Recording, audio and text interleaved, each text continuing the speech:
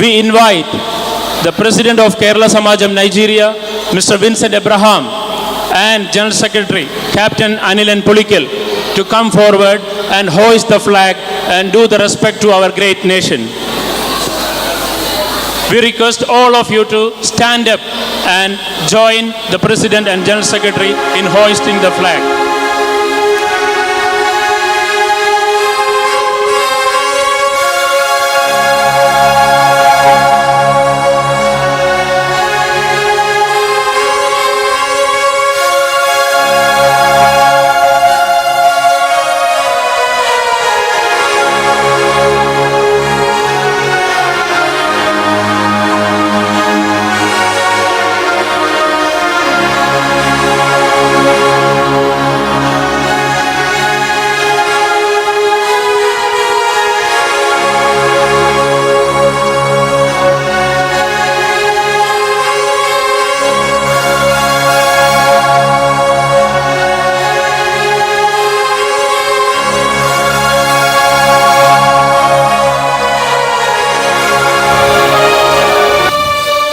സമാജത്തിൻ്റെ എല്ലാ പ്രോഗ്രാമുകളിലും കുഞ്ഞുങ്ങളുടെ പങ്കാളിത്തം വളരെ പ്രധാനമാണ്.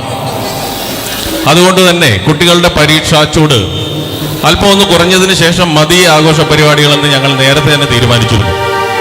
സമാജത്തിൻ്റെ ക്രിസ്മസ്, ഈദ്, ന്യൂ ഇയർ ആഘോഷങ്ങൾ അല്പമൊന്ന് വൈകുവാനുണ്ടായ പ്രധാന കാരണവും ഇതുതന്നെ.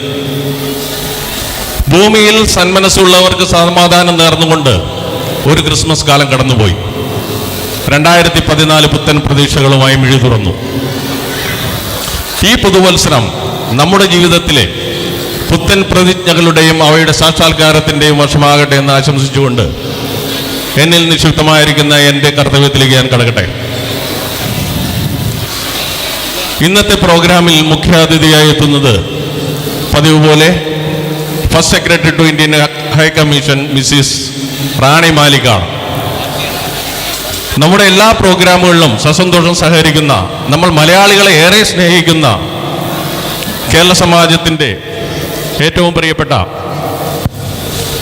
മാഡം മിസ്സിസ് റാണി മാലിക്കിനെ ഞാൻ സഹൃദയം സ്വാഗതം ചെയ്യുന്നു.